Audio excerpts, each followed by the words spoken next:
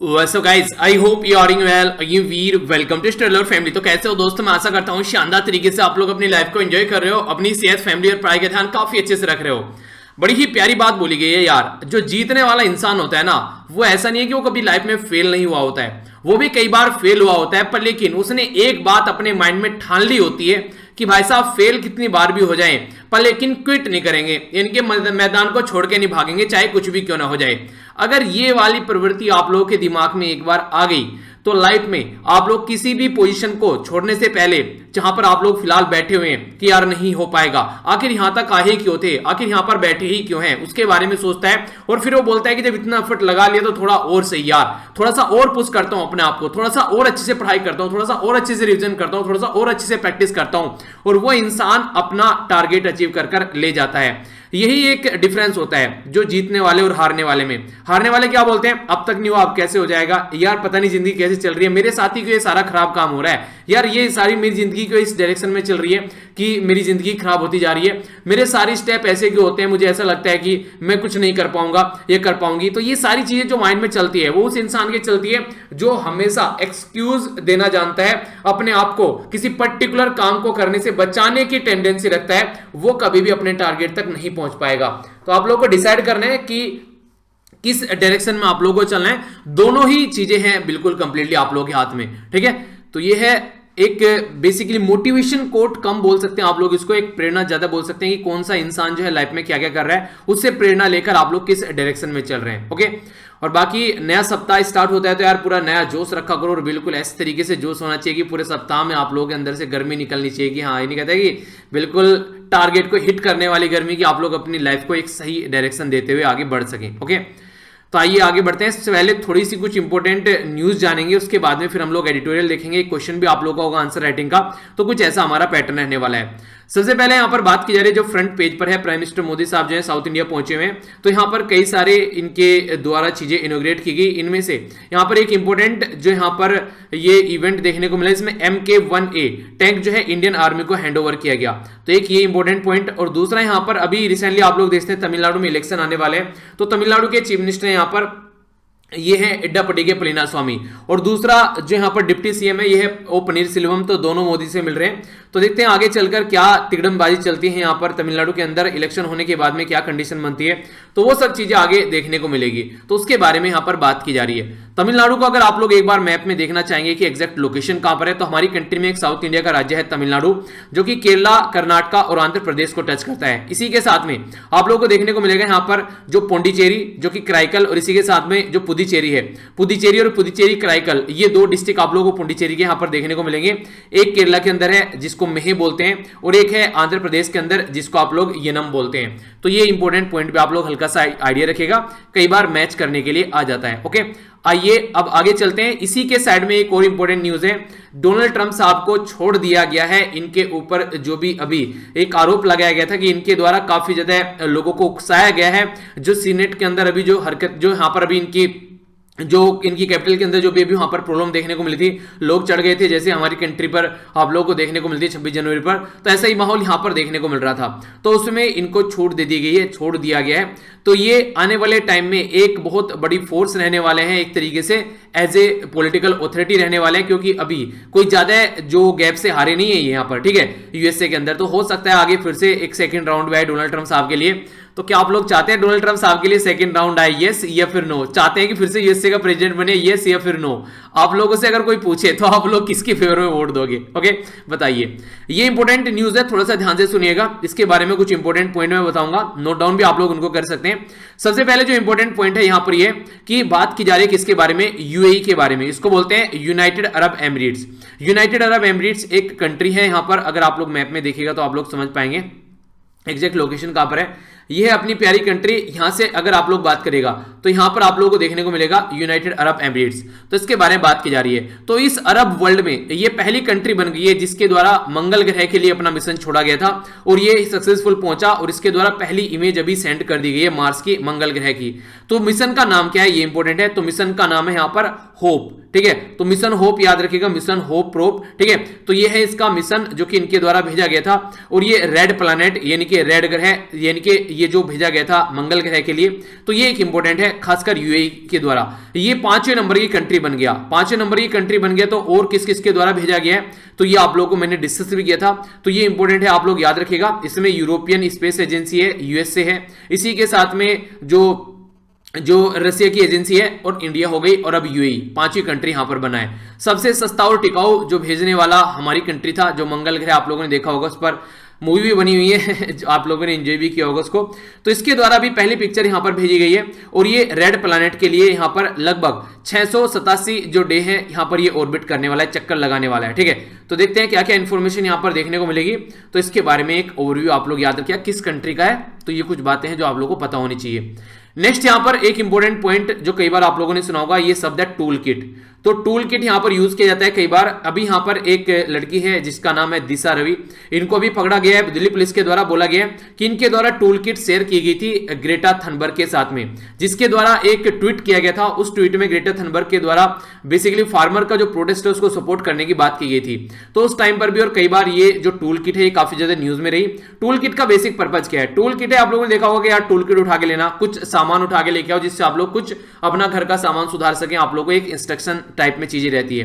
तो tool kit में क्या रहता है, एक पर्टिकुलर पेपर पर या फिर किसी भी डॉक फाइल में आप लोगों को इंस्ट्रक्शन रहती है, ठीक है, कि कब आप लोगों को क्या पोस्ट करना है ट्विटर पर, और किस तरीके से कौन कौन सी पिक्चर आप लोगों को पोस्ट करनी है, क्या क्या हैशटैग आप लोग पोस्ट कर सकते हैं।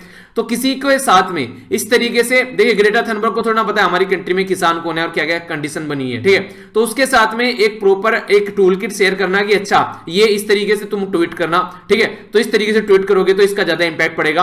तो ये पर्टिकुलर एक बाहर की किसी पर्टिकुलर एक्टिविस्ट को इस तरीके से ये अपनी कंट्री की जो टूल किट देना और उसको बोलना कि एक तरीके से जो फार्मर का इशू है वो इंटरनेशनलाइज किया जाए। तो इसको एनालिसिस किया गया दिल्ली पुलिस के द्वारा। तो बोला जा रहा है कि ये प्रो खालिस्तानी जो मूवमेंट चला कंट्री के अंदर, तो उसको सपोर्ट करते हुए यहां पर ये चीजें देखने को मिल रही है। तो ऐसी भी बातें यहां पर निकल कर आ रही है।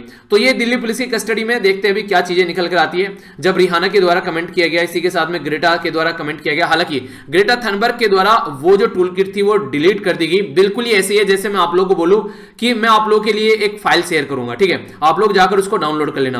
वो फाइल जो होगी वो इस तरीके से फाइल रहेगी जिसमें मैं चेंज कर सकता हूं बाद में। मान लीजिए मैंने आप लोगों को ए फाइल शेयर की, ठीक है, या आप लोगों ने अपने सोशल मीडिया हैंडल पर शेयर कर दी, बाकी आगे चलकर मैंने इस फाइल के अंदर कुछ ना कुछ चेंज कर दिया जो कि गलत है, ठीक है, आप लोगों ने वो शेयर कर रखी है। तो अब आगे चलकर ये होगा कि यार तुमने कैसी चीजें शेयर कर रखी है, इसमें तो ये चीजें लिखी हैं, वो कहेगा पहले तो यार इसमें नहीं थी।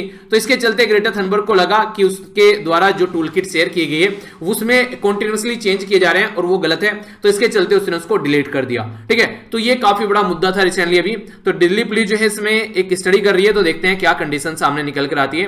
तो एक ये ओवरव्यू है जिसके बारे में याद रखेगा।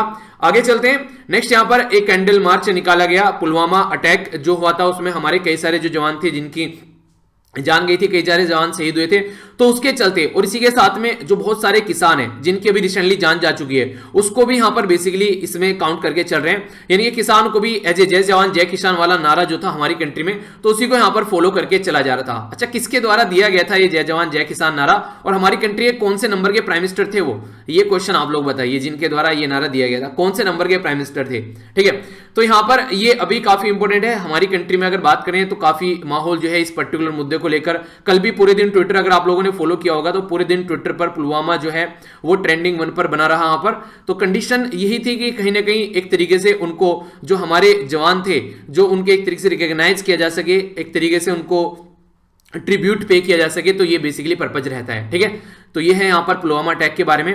बाकी यहां पर उत्तर प्रदेश गवर्नमेंट के द्वारा एक योजना चलाई जा रही है जिसका नाम रखा गया है अभ्युदय, ठीक है। ये जो योजना है इसमें आप लोगों को सिविल सर्विस, जेई या फिर एनडीए, सीडीएस, एसएससी, इन सब की कोचिंग आप लोगों को प्रोवाइड कराई जाएगी।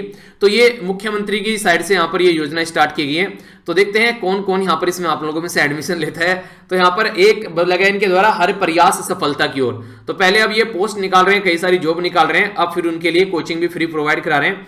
तो ये 15 फरवरी यानी कि जो आज का दिन है, ये 10 बजे से यहां पर इसमें जो एडमिशन वगैरह पंजीकृत जो है वो स्टार्ट होंगे। तो आप लोग जाकर इसको सर्च कर सकते हैं। तो ये अगर आप लोग उत्तर प्रदेश से आते हैं तो ये बेसिकली उत्तर प्रदेश के विद्यार्थियों के लिए है, ओके। तो ये है बेसिकली एक छोटी सी योजना।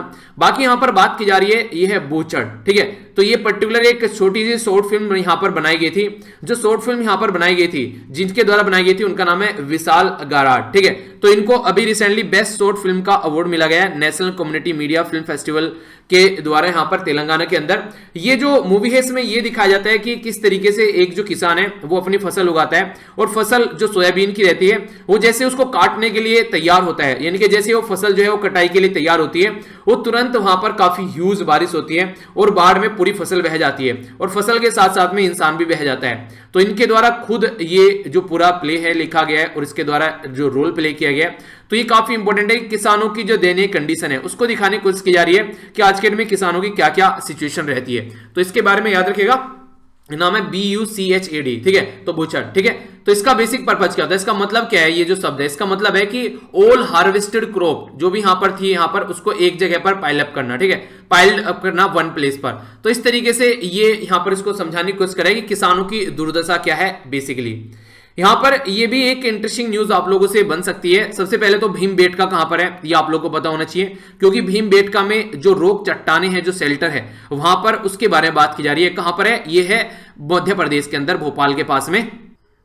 तो बात क्या की जा रही है, बात ये की जा रही है कि फॉसिल फ्यूल मिले हैं यहाँ पर किसके, ये है डेकेनसोनिया। डेकेनसोनिया यहाँ पर कुछ ऐसा आप लोगों को देखने को मिलेगा, ये कुछ ऐसा जो जीव टाइप में आप लोगों को जो देखने को मिलेगा, इसके फॉसिल फ्यूल यहाँ पर मिले हैं जो कि काफी पुराना है। तो इससे ये पता लगाया जा रहा है कि लगभग 550 मिलियन ईयर ओल्ड ये भोपाल के अंदर यहाँ पर जो डिस्कवर किया गया, तो काफी पुरानी चट्टाने हैं। इससे ये भी पता चलता है ये सारी चीजें जो है आज के डेट में टेक्नोलॉजी है, जैसे कार्बन डेटिंग वगैरह, उनसे इन सब चीजों का पता लगाया जाता है, ठीक है। तो ये बात की जा रही है कहां पर, भीमबेटका। तो भीमबेटका रूरल सेक्टर कहां पर है, ये मध्य प्रदेश के अंदर है। और मध्य प्रदेश में अगर किसी एग्जाम की आप लोग तैयारी कर रहे हैं तो आप लोगों के लिए और भी ज्यादा इंपॉर्टेंट हो जाता है ये, ठीक है। तो स्टेट स्पेसिफिक तो और भी ज्यादा इंपॉर्टेंट हो जाता है, वैसे आगे भी क्वेश्चन बन सकते हैं।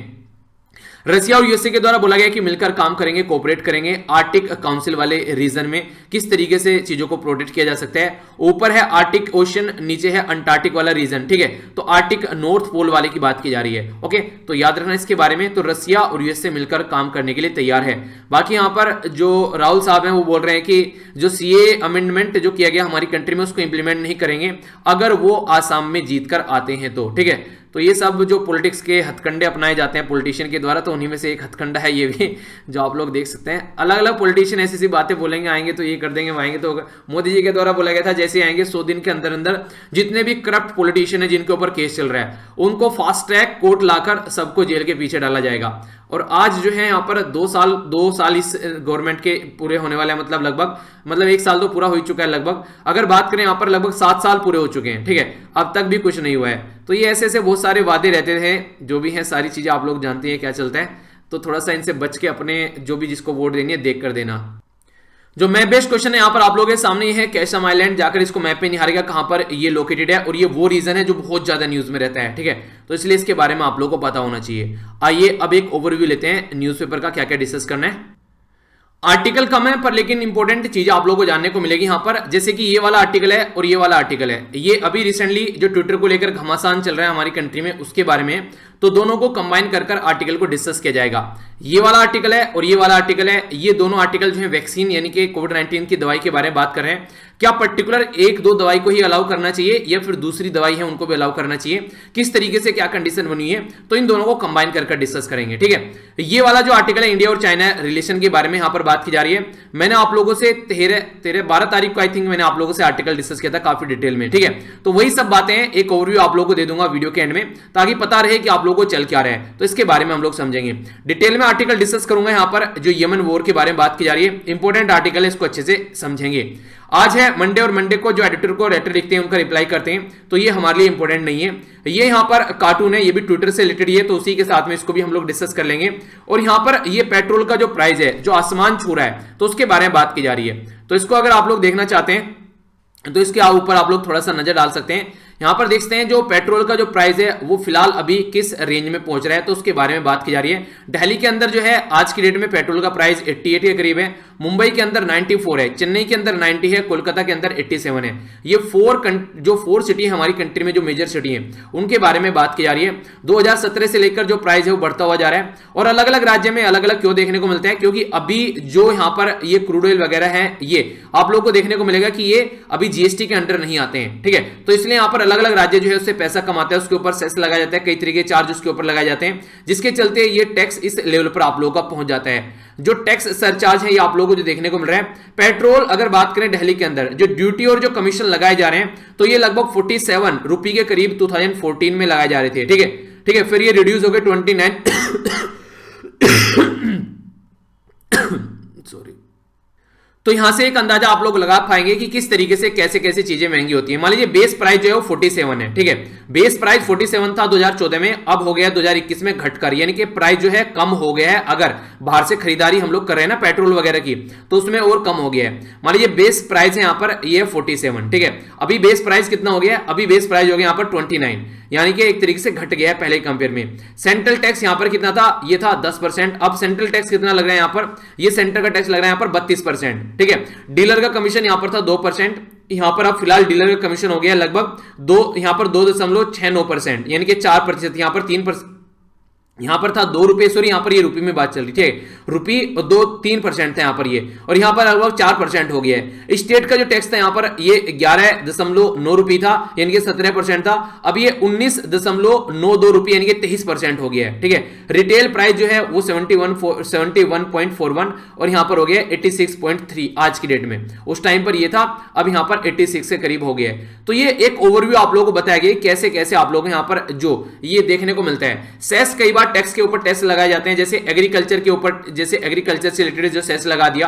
कि एग्रीकल्चर जो इंफ्रास्ट्रक्चर और डेवलपमेंट, ये आप लोगों को सेस देखने को मिलता है। इसका मतलब ये होता है, सेस क्या होता है, सेस एक ऐसा टैक्स होता है जो कि टैक्स के ऊपर लगाया जाता है। आप लोग इनकम टैक्स पे कर रहे हैं मान लीजिए 50,000 रुपए, ठीक है, उसके ऊपर मान लीजिए 1% सेस लगा दिया, तो इस तरीके से आप लोग समझ सकते हैं। तो टैक्स के ऊपर टैक्स ये लगाया जाता है, ठीक है, तो इस तरीके से आप लोग समझ सकते हैं। तो यहां पर जो बात की जा रही है वो जो न्यू सेस है वो लगाया गया अभी यहां पर, जो कि अभी रिसेंट के बजट में भी एग्रीकल्चर इंफ्रास्ट्रक्चर एंड डेवलपमेंट के बारे में जो बात की जा रही है, ये सेस अनाउंस किया गया गवर्नमेंट के द्वारा, ठीक है।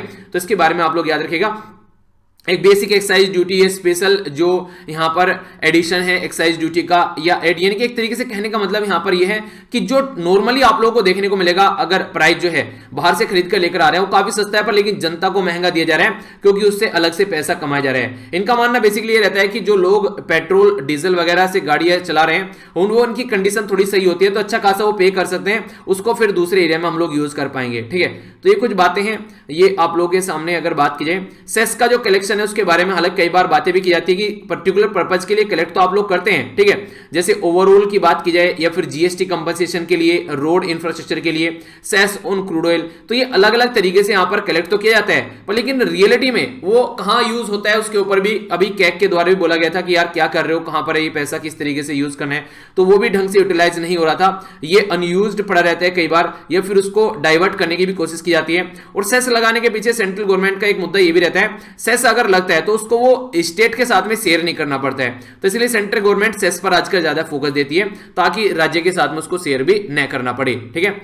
बाकी ये ट्विटर दिखाया गया यहां पर जो भी है आप लोगों के सामने, यहां पर रेलवे प्रोजेक्ट अर्जुन टैंक के लॉन्च किए जा रहे हैं मोदी जी के द्वारा, तो ट्विटर के थ्रू यहां पर चीजें जो हैं उनके द्वारा कई बार एक्सप्लेन की जाती हैं, तो उसी का एक ओवरव्यू आप लोगों के सामने है, यहां पर हल्का सा देख सकते हैं इसके बारे में। और ट्विटर के बीच में जो घमासान चल रही है वो आप लोगों को बताइए, उसके बारे में डिस्कस करेंगे आर्टिकल के अंदर, ओके। अब आगे बढ़ते हैं। क्वेश्चन है पहले आप लोगों के सामने कि एंडलेस जो वॉर चल रही है यमन के अंदर, वो काफी ज्यादा है, जो रीजनल टेंशन को बढ़ा सकती है, तो उसको किस तरीके से रोकना चाहिए और क्या क्या उसके इंपैक्ट हो सकते हैं वो आप लोग एक्सप्लेन करने हैं, ठीक है। इंडिया को ध्यान में रखते हुए आप लोग यहां पर थोड़ा सा एंगल जरूर दिया कीजिए, क्योंकि हमारी कंट्री की एनर्जी सिक्योरिटी के लिए ये रीजन काफी ज्यादा इंपॉर्टेंट है। अगर बात करूं सऊदी अरेबिया की, तो सऊदी अरेबिया यहां पर ऊपर हो गया, इसके कैपिटल रियाद है, नीचे यमन हो गया, इसके बारे में अभी जानेंगे हम लोग। यहां पर ये अरेबियन सी हो गया और यहां पर रेड सी हो गया। सऊदी अरेबिया इसकी सऊदी रियाल इसकी करेंसी है, रियाद इसकी कैपिटल होगी, ये फ्लैग हो गया, और मिडिल ईस्ट है ये जहां पर ये कंट्री है। आसपास में ईरान, इराक, कुवैत, यहां पर ये हो गया कुवैत, कतर, यूएई, ओमन हो गया, यहां पर ये इधर आएंगे तो इजिप्ट, सुडान, यहां पर हो गया इरिटेरा, ठीक है। तो ये कई सारे रीजन आप लोगों को देखने को मिलेंगे जिसके बारे में बात की जा रही है। बाकी ये जो यमन वॉर के बारे में बात की जाए तो यहां पर है यमन, साना है इसकी कैपिटल, ये आप लोगों को मैंने अभी दिखाई है। और इधर अपनी कंट्री है, अगर आप लोग कंपेयर कर देखना चाहते हैं तो हमारी कंट्री के पास में है ये, ठीक है। तो ये हमारी कंट्री के लिए काफी इंपॉर्टेंट रीजन भी है, खासकर अगर ऑयल के पॉइंट ऑफ से आप लोग बात करते हैं। पहले समझ लेते हैं कंडीशन क्या है, थोड़ा सा शांति में सुनिएगा, सारी चीजें समझ में आ जाएगी, खुले माइंड से सुनिएगा, ज्यादा रटने के चक्कर में मत पड़ना कि क्या लिखा हुआ है क्या नहीं लिखा हुआ है, एज ए स्टोरी के तौर पर आप लोग सुनिए। था क्या बेसिकली यहाँ पर, ये जो लिखा हुआ है इसको मैं स्टोरी के तौर पर बताता हूँ। ये वाला आप लोग मैप देखिए एक बार, जो यहाँ पर यूएसए है वो अपने जो अलाई है, जैसे कि सऊदी अरेबिया हो गया उसका काफी अच्छा दोस्त है, और भी इसके अलावा यहाँ पर इजराइल हो गया काफी अच्छे दोस्त है, तो उनको हमेशा सपोर्ट करता है वो जो भी काम करते हैं। सऊदी अरेबिया जो है वो काफी ज्यादा गुस्से में था यहाँ पर, यमन के अंदर जो कम्युनिटी है वो रिबेल कम्युनिटी है, और वो यहाँ पर जो इलेक्टेड गवर्नमेंट है यमन के अंदर उसको हटाकर फेंकती है और अपने आप पावर में आकर बैठ जाती है। वो जो कम्युनिटी है यहाँ पर यमन के अंदर वो किसके द्वारा सपोर्ट की जा रही है, वो ईरान के द्वारा सपोर्ट की जा रही है। और ईरान और सऊदी अरेबिया जो है ये इनकी दोनों की कभी बनती नहीं है, ईरान और सऊदी अरेबिया एक दूसरे के कट्टर दुश्मन है, दोनों चाहते हैं कि इस पर्टिकुलर रीजन में अपना अपना वर्चस्व जमाया जाए। ईरान सोचता है कि मैं यहां पर एक पावर की तरीके से रहूं, और सऊदी अरेबिया बोलता है मैं पावर की तरीके से रहूं, तो दोनों में जो पावर क्लैश है वो और भी कंट्री में देखने को मिलता है। तो यमन में सऊदी अरेबिया चाह रहा था कि देखो यार, एक तो हमारा पड़ोसी देश है, हमारे साथ में बाउंड्री टच करता है, तो यहां पर एक ऐसी गवर्नमेंट होनी चाहिए जो हमारे हिसाब से काम करे, हमारा तोता यानी कि हमारा पपेट यहां पर बैठे। ऐसा ही एक पपेट यहां पर इनके द्वारा बैठाया गया, जो कि अपोजिशन उसकी काफी लार्ज स्केल पर देखने को मिली, हुतई कम्युनिटी। हुतई कम्युनिटी यहां पर लोकल कम्युनिटी है जिनके द्वारा उसको अपोज किया गया, और जो कैपिटल है उसको अपने कंट्रोल में ले लिया गया। तो जैसे ही कैपिटल को अपने कंट्रोल में लिया, सऊदी अरेबिया ने यमन के ऊपर अटैक कर दिया। तो सऊदी अरेबिया ने यमन के ऊपर अटैक किया, और ये जो अटैक था उस टाइम पर बराक ओबामा थे प्रेसिडेंट, तो उनके द्वारा भी इसको सपोर्ट किया जा रहा था। तो ये अटैक कंटिन्यूअसली इनको सपोर्ट कर रहे थे। तो अभी फिर आगे चलकर बराक ओबामा गए, डोनाल्ड ट्रंप साहब आ गए, डोनाल्ड ट्रंप ने भी बराक ओबामा वाला पैटर्न फॉलो किया, उन्होंने भी दबा के इसको सपोर्ट किया। तो इस सपोर्ट के चक्कर में ये हतई कम्युनिटी को यहां से हटाना चाह रहे थे, हतई कम्युनिटी तो यहां से नहीं हटी, पर लेकिन जो कंडीशन ये हो गई, इस देश के अंदर इतनी ज्यादा महामारी, इतनी ज्यादा प्रॉब्लम, इतनी ज्यादा दिक्कत, इतनी ज्यादा गरीबी, इतनी ज्यादा हेल्थ की कंडीशन, ऊपर से कोविड-19, तो सिचुएशन काफी ज्यादा खराब हो गई। अभी फिलहाल जो बाइडेन आए हैं उन्होंने बोला सऊदी अरेबिया को यार बहुत हो गई तुम्हारी सपोर्ट, अब यहां पर ना तो तुमको कोई इस पर्टिकुलर कंट्री के लिए सपोर्ट मिलेगी। और सऊदी अरेबिया ने, हाँ एक और बात यहां पर अभी रिसेंटली क्या किया था, यहां पर जो हुतई कम्युनिटी है उसके ऊपर प्रतिबंध लगाकर उसको टेररिस्ट ऑर्गेनाइजेशन भी बना दिया था डोनाल्ड ट्रंप ने। तो अभी यहां पर ये भी यहां पर जो टेररिस्ट ऑर्गेनाइजेशन का जो एक प्रतिबंध इनके ऊपर लगा था हुतई कम्युनिटी के लिए, तो अभी जो बाइडेन ने बोला है कि सऊदी अरेबिया को ना तो तुमको सपोर्ट करेंगे हम, और ना ही हुतई कम्युनिटी के ऊपर जो टेररिस्ट का जो एक प्रतिबंध लगा है उसको मेंटेन रखेंगे, उसको भी हम लोग हटाएंगे। ये टेररिस्ट कम्युनिटी नहीं है, यहाँ पर मैक्सिमम एरिया इन्हीं के कंट्रोल में है। तो ये इसको आप लोग थोड़ा सा कंपेयर कर सकते हैं, जैसे अफगानिस्तान के अंदर तालिबान कम्युनिटी है, ठीक है, उसी तरीके से हुतई कम्युनिटी आप लोग यहां पर बोल सकते हैं, किसके अंदर, यमन के अंदर। तो ये बेसिकली यहां पर काफी लार्ज स्केल पर काबिज है। तो पूरी कंट्री में इतना माहौल खराब हो चुका है कि हजारों, 10,000 से भी ज्यादा लोगों की जान जा चुकी है, बहुत सारे लोग इधर उधर हो चुके हैं, लाखों लोग, और ये कंडीशन जो है दयनीय बन चुकी है। इवन ये भी बोला गया है कि पृथ्वी पर सबसे ज्यादा कोई गरीब कंट्री है आज के डेट में, तो वो है यहां पर यमन। इतना ज्यादा मानव ये जो तबाही यहां पर देखने को मिल रही है। तो इसी के चलते जो पहले जो सपोर्ट किए जा रहे थे स्टार्टिंग से ही बराक ओबामा के द्वारा, फिर डोनाल्ड ट्रंप के द्वारा, वो सारी चीजें अब सपोर्ट जो है यहां पर जो बाइडेन साहब है उनके द्वारा यहां से छीन लिया गया है, ठीक है। तो हुतई कम्युनिटी को जो अभी यहां पर टेररिस्ट का दर्जा दिया गया था, तो वो भी यहां पर दर्जा हटाने की बात की जा रही है। टेररिस्ट ऑर्गेनाइजेशन का दर्जा भी यहां पर डोनाल्ड ट्रंप के द्वारा दिया गया था, तो उसको भी यहां पर हटाने की बात की जा रही है। तो ये तो समझ में आ गया सऊदी अरेबिया को कि सऊदी अरेबिया की इस तरीके से जो कंडीशन वो चल रही थी अब तक, उसको वही सेम सपोर्ट यहां पर मिलने वाला नहीं है। तो जो स्टेप यहां पर इनिशिएट किए गए हैं, ये कहीं ना कहीं अब इस रीजन में कुछ ना कुछ नॉर्मलसी लेकर आएंगे। तो हुतई को जो टेररिस्ट लिस्ट से भी हटाने की बात की गई है, तो ये एक इस तरीके से और ज्यादा शांति यहां पर आप लोगों को देखने को मिलेगी। इसी के साथ में अगर नेक्स्ट आप लोगों से बात करें, जो लार्ज अटेम्प्ट है यहां पर जो बात की जा रही है वेस्ट एशिया पॉलिसी, जो भी देखने को मिलेगी। पहले डोनाल्ड ट्रंप की ऐसी थी कि वो बेसिकली ईरान को कंटेन करना चाहते थे, यानी कि ईरान को टैकल करना है, ईरान के ऊपर पूरा प्रेशर बनाना है। ट्रंप साहब का तो ये मुद्दा था, पर लेकिन अब जो बाइडेन है उन्होंने ऐसा तो कुछ करना नहीं है, उनको तो ईरान न्यूक्लियर डील में भी जाना है और ईरान के साथ भी रिलेशन अच्छे बना के रखने हैं, और सऊदी अरेबिया के ऊपर भी प्रेशर डालना है ताकि इस पर्टिकुलर रीजन में शांति बनाकर रखी जा सके और प्रॉब्लम को डिक्रीज किया जा सके। तो अब यहां पर जो नया एडमिनिस्ट्रेशन है उसने जब भी सऊदी अरेबिया को ये चीजें बोली तो सऊदी अरेबिया की समझ में आ गया, तो इसी के चलते उन्होंने अभी रिसेंटली जो 4 ईयर लंबा जो अभी ब्लॉकेड लगा हुआ था कतर के साथ में, तो अभी वो भी हटाए यहां पर, ठीक है, जो कि दूसरा अमेरिकन अलाई है, तो वहां पर भी रिलेशन आप लोगों को नॉर्मल होते हुए नजर आ रहे हैं। और इलेक्टेड प्रेसिडेंट जो बाइडन है यहां पर, ये उन्होंने भी सिग्नल दे दिए हैं कि तुम्हारी जो बदतमीजी, तुम्हारी जो हरकतें चल रही हैं सऊदी अरेबिया को बोला गया है कि वो कंटिन्यूअसली नहीं रहने वाली है। और इसके चलते सऊदी अरेबिया ने भी बोला है कि डोमेस्टिक लेवल पर कुछ ना कुछ रिफॉर्म लेकर हम लोग आएंगे।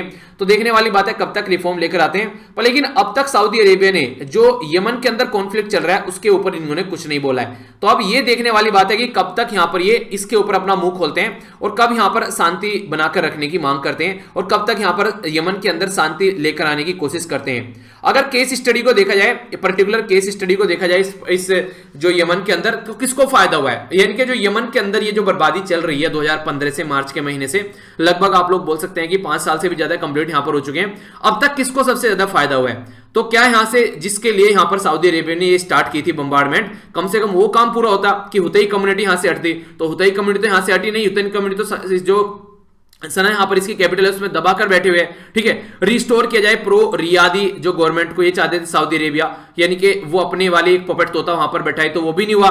तो ना तो ये होता ही कम्युनिटी यहां से हटी, ना ही इनके वाली गवर्नमेंट वहां पर स्टेब्लिश करी। जान किसकी चलेगी, दुनिया भर के बेचारे निहत्ते जो लोग हैं उनकी जान चलेगी।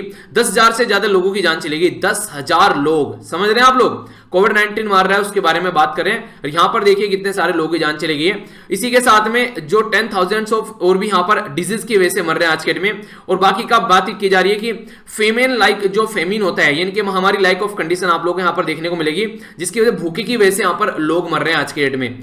तो इससे फायदा किसी को नहीं हुआ है, सिचुएशन काफी ज्यादा खराब हो गई है। तो सऊदी अरेबिया के द्वारा जो अटैक किया गया है वो बिल्कुल एक तरीके से बिना किसी रिजल्ट के यहां पर अब तक चल रहा है, और इतने लंबे समय से अब तक, ठीक है।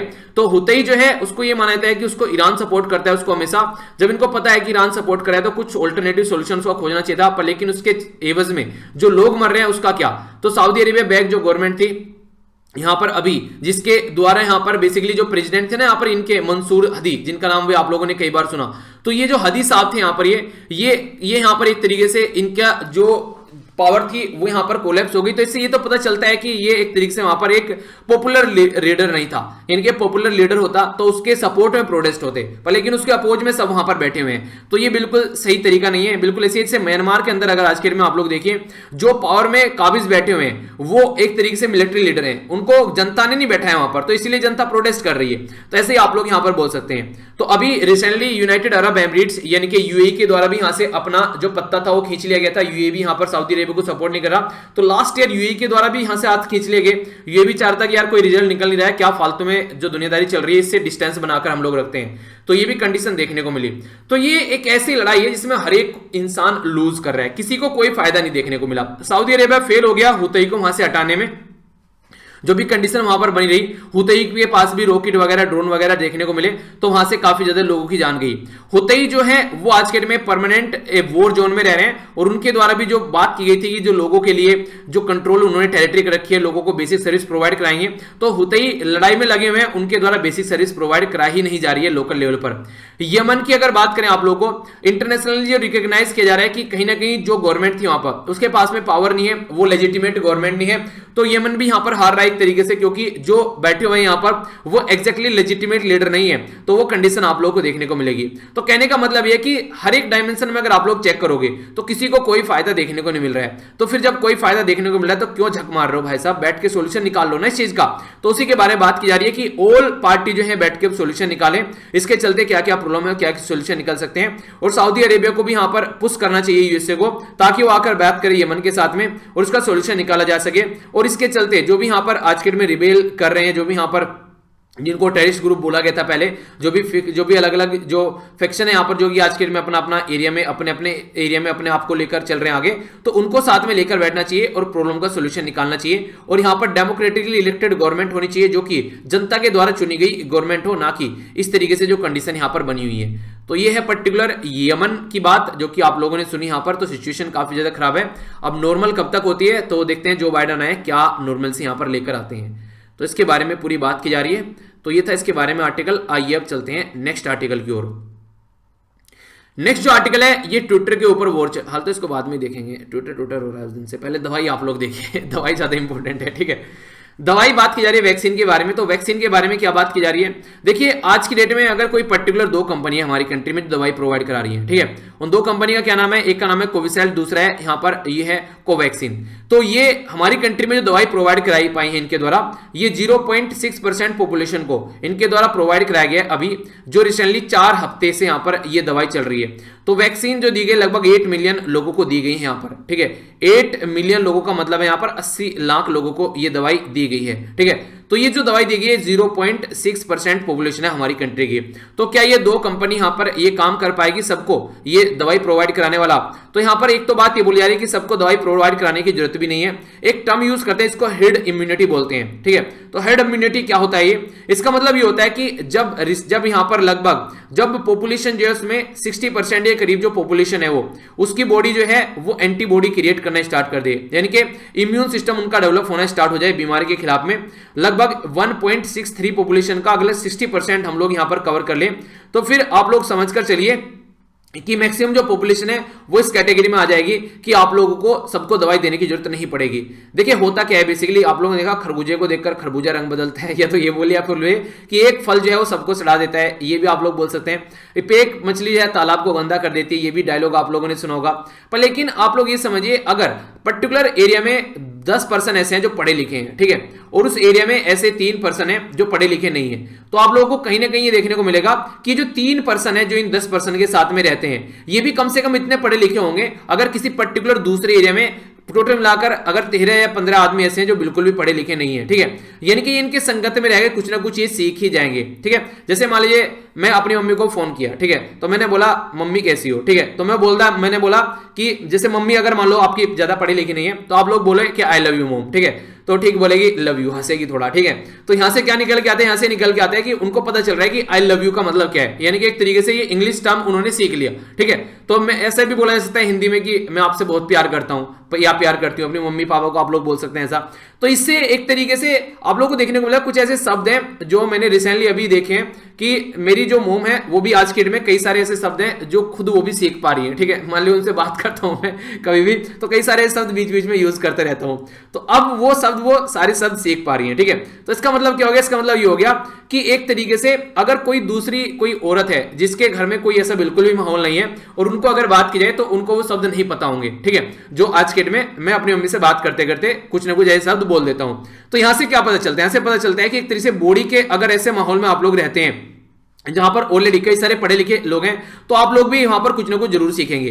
तो इसी का चलते अगर कंडीशन हो जाती है, जब बीमारी की आप लोग बात करते हैं तो बीमारी वाले रीजन में भी अगर मान लीजिए 10 लोग ऐसे हैं जो बिल्कुल हष्ट-पुष्ट हैं और वहां पर एक ऐसा है जो बीमार है, ठीक है, तो अगर उसको थोड़ा सा भी वहां पर इम्यूनिटी इनकी सबकी सही होगी तो वो अगर ठीक होगा तो सारी चीज सही हो जाएंगी। पर लेकिन अगर इनकी इम्यूनिटी खराब होगी तो पता चला इस एक ने इन सबको बीमारी फैला दी, तो वो कंडीशन है। तो ये इम्यूनिटी डेवलप करने का मतलब होता है बॉडी जो है वो वायरस से लड़ रही है।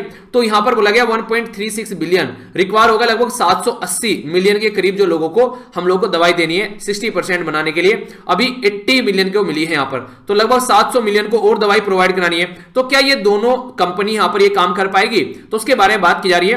तो यहां पर आप लोग क्या करना चाहिए? थोड़ा सा ओपन कर देना चाहिए। मोनोपोली नहीं होनी चाहिए कि दो कंपनी ही बस यहां पर काम करेगी, नहीं, ऐसा नहीं होना चाहिए। आप लोगों को बहुत सारी कंपनी को अलाउ करना चाहिए, उनकी दवाई की क्वालिटी आप लोगों को चेक करनी चाहिए ताकि कंपटीशन बना रहे, चॉइस रहे और प्राइस भी डाउन किया जा सके। कहने का मतलब यहां पर यह कि जितना मार्केट में कंपटीशन रहेगा, एक ठेले पर आप लोगों ने एप्पल रखे हुए देख लिए, पूरी मार्केट में उसी ठेले पर है, भाई साहब तो बोल रहे हैं 500 रुपए केजी दूंगा, कर लो क्या करना है, ठीक है।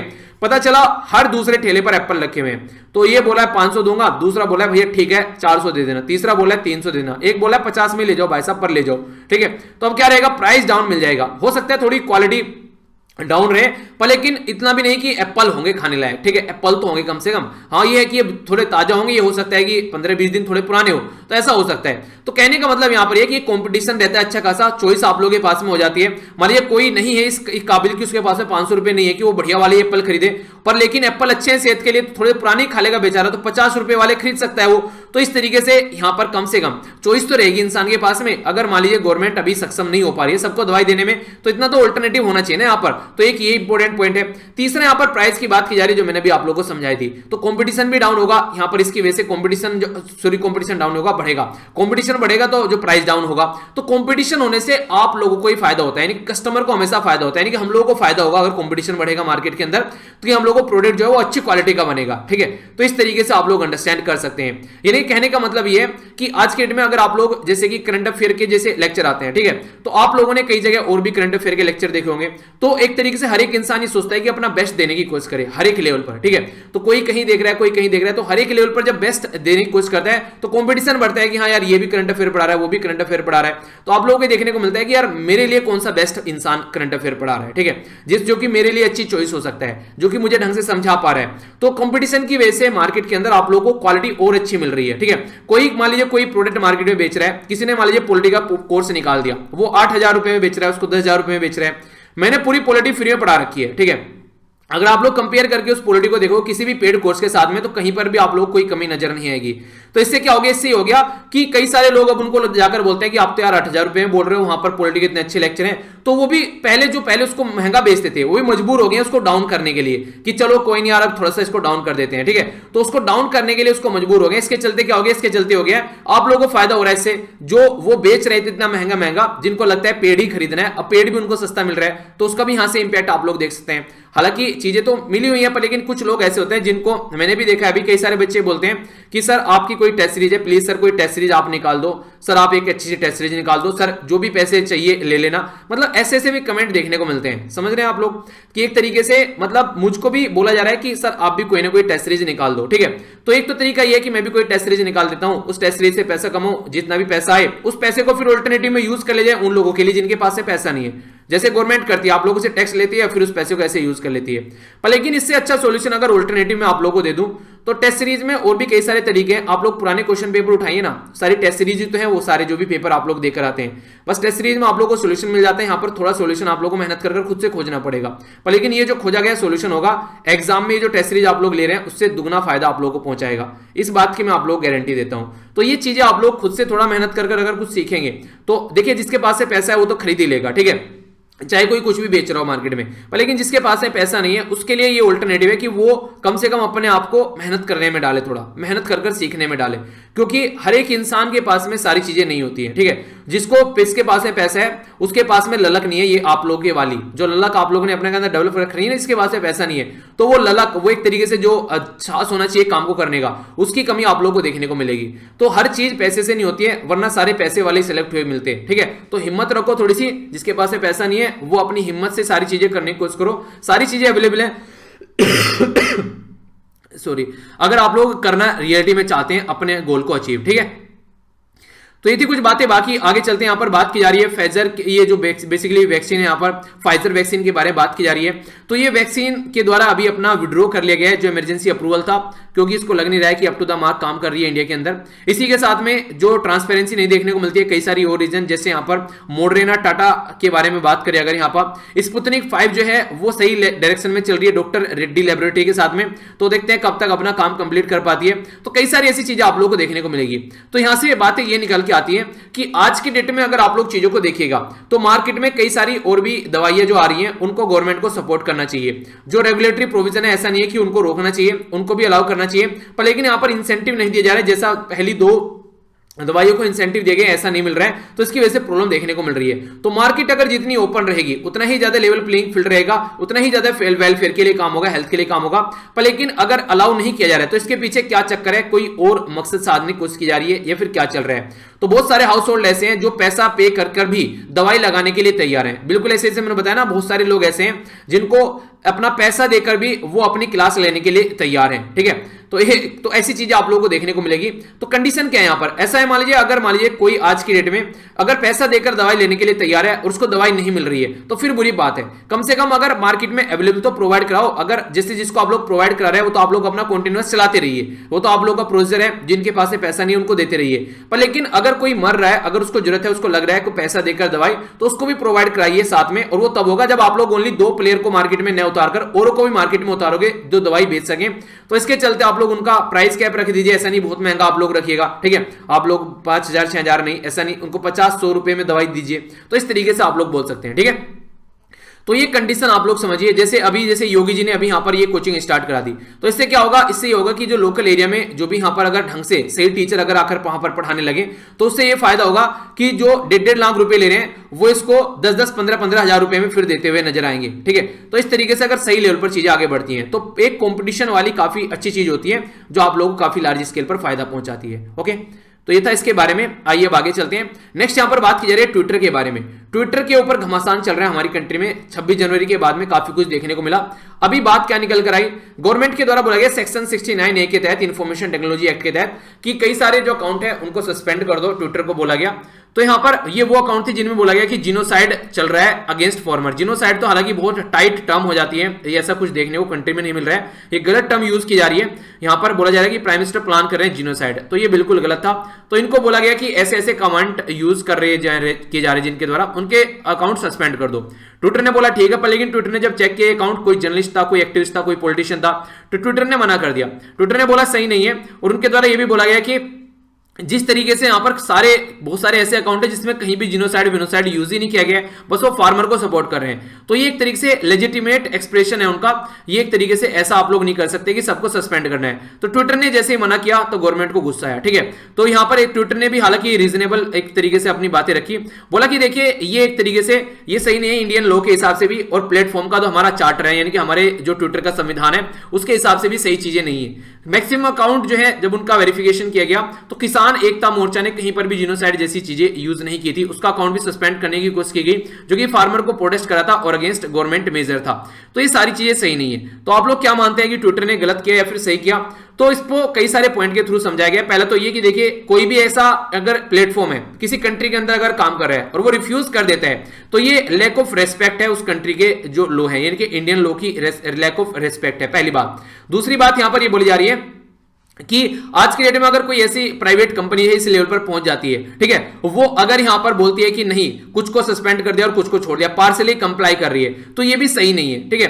तो ये सही तरीका नहीं है, ये लॉ को फॉलो नहीं कर रहे हैं। इवन यहां पर इनके द्वारा डोनाल्ड ट्रंप जैसे प्रेसिडेंट को भी अकाउंट सस्पेंड कर दिया, जो परमानेंट इनका अकाउंट जो था वहां से सस्पेंड कर दिया, ठीक है, जो कि यहां पर उनके द्वारा जो हरकतें की गई उसको ध्यान में रखते हुए। तो इससे यहां से क्या पता चलता है? इससे पता चलता है कि कंपनी जो है वो इतनी बड़ी हो चुकी है कि वो किसी कंट्री से भी बड़ी हो चुकी है।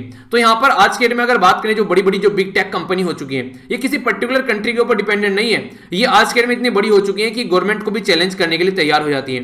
तो मैक्सिमम तो टाइम आप लोगों को ऐसा देखने को मिलेगा कि बड़ी बड़ी कंपनी जो है वो गवर्नमेंट के साथ काम करती नजर आती है। जैसे फेसबुक कई सारी कंट्री में ऐसे पैटर्न फॉलो करती है, इवन हमारी कंट्री में भी, कि वो अगर गवर्नमेंट उसको कुछ बोले तो वो तुरंत काम करती है। तो कई सारी ऐसी कंपनी आप लोग को देखने को मिल जाएगी। तो कहने का मतलब यहां पर यह है कि गवर्नमेंट और जो बड़ी बड़ी कंपनी एक साथ मिल जाती है तो काफी बुरी कंडीशन देखने को मिलती है, अगर वो ढंग से काम नहीं करना चाहती है तो। पर लेकिन कई बार जब अपोजिट में दिखती है तो वो भी एक अलग फंडा है। कहने का मतलब यह कि दोनों को रेस्पॉन्सिबल होना चाहिए, बड़ी बड़ी कंपनी और गवर्नमेंट को भी, और एक ऐसा माहौल लेकर चलना चाहिए जिसमें यूजर का ट्रस्ट बना रहे और उनके राइट का भी हनन न हो, ठीक है। तो यहां पर जो सेक्शन 69A है, यहां पर ये इंफॉर्मेशन टेक्नोलॉजी एक्ट का, ये बोलता है कि अगर कोई भी ऐसी कोई कंडीशन हमारी कंट्री में बनती है कि जिससे हमारी सोवरेनिटी, इंटीग्रिटी, नेशनल सिक्योरिटी या पब्लिक ऑर्डर हर्ट होता है, तो हम लोग इसको यूज कर सकते हैं। तो इसमें ये सेक्शन 69A का जो थर्ड है, यहां पर ये बोलता है कि 7 ईयर तक का आप लोग यहां पर जेल भी हो सकती है अगर आप लोग इसको फॉलो नहीं करते हैं। तो ये बातें यहां पर बताई जा रही है। बाकी देखते हैं कि इसको कितना क्या यूज किया जाना है, वो आगे पता चलेगा। ओके, आगे चलते हैं। यहां पर नेक्स्ट जो इंपॉर्टेंट न्यूज है यहां पर ये इंडिया और चाइना के रिलेशन के बारे में। हालांकि मैंने अभी 2-3 दिन पहले बताया था, डिटेल में पढ़ाया, फिर भी समझ लीजिए। अभी राइटर ये बोल रहे हैं कि जो बोला गया है कि इंडिया और चाइना के बीच में यथास्थिति को नॉर्मल करने की बात की जा रही है, तो कितनी नॉर्मल होगी वो देखने वाली बात होगी। इंडिया का जो पोर्शन है वो इंडिया ये फिंगर 3 तक रहता है और चाइना फिंगर 8 तक रहता है। रिसेंटली इंडिया फिंगर 8 तक पहुंच गया था और चाइना फिंगर 4 तक पहुंच गया था। अभी बोला गया फिंगर 4 से लेकर फिंगर 8 तक के बीच का जो एरिया है उसको बफर जोन बनाना है, यानी कि उसमें कोई भी कंट्री जो है वो यहां पर पेट्रोल नहीं करेगी। और ये बात की जा रही है पेंगोंग लेक के बारे में। तो तो यहां पर इसके बारे में आप लोग याद रखिएगा, ये इंपॉर्टेंट है, कई बार आप लोगों से क्वेश्चन पूछे जाते हैं इसके बारे में, ठीक है। तो ये इस पर्टिकुलर जोन में जो भी कंडीशन यहां पर देखने को मिलती है उसको नॉर्मल रखने की बात की जा रही है। अगर बात करें लाइन ऑफ एक्चुअल कंट्रोल, ये इंडिया और चाइना के बीच में है, लाइन ऑफ कंट्रोल इंडिया और पाकिस्तान के बीच में, तो इस पर्टिकुलर रीजन के बारे में बात की जा रही है, ठीक है। जहां पर यहां पर आप लोग देखते हैं गालवान वैली है, जहां बुरी दुर्घटना देखने को मिली, कई सारे जवानों की जान चली गई, और यह यहां पर पेंगोंग त्सो लेक, ठीक है, ये पर्टिकुलर रीजन की बात की जा रही है। तो यहां पर कितना शांति बनाकर रख पाते हैं, क्योंकि चाइना का जो रवैया है वो काफी ज्यादा खतरनाक है, वो हमेशा अपना जो काम करता है उसके अपोजिट में चलता है। चाइना के बारे में थोड़ा सोचना पड़ेगा, क्योंकि चाइना आज के दिन में बोलता है कुछ और करता है कुछ, तो वो भी बातें आप लोगों को देखने को मिलती है। ओके, तो ये था आज का हमारा संपूर्ण डिस्कशन। मैं आशा करता हूं कि आप लोगों ने इसको अच्छे से एंजॉय किया होगा। अगर किसी भी रीजन से एंजॉय किया है तो अपना फीडबैक जरूर देना, लाइक या फिर डिसलाइक कर आप लोग बटन दबाकर, 1 सेकंड भी नहीं लगती है, अपना फीडबैक आप लोग दे सकते हैं। कमेंट बॉक्स में जो भी आप लोगों से पूछा जाता है, आप लोगों को कोई और बातें शेयर करनी है तो कमेंट बॉक्स ओपन है। ट्विटर, इंस्टाग्राम, फेसबुक पर भी आप लोग कनेक्ट रह सकते हैं। नेक्स्ट लेक्चर में मिलता हूं। बड़ों को नमस्ते, छोटों को प्यार, छोटी सी लाइफ एंजॉय करार। तब तक के लिए जय हिंद।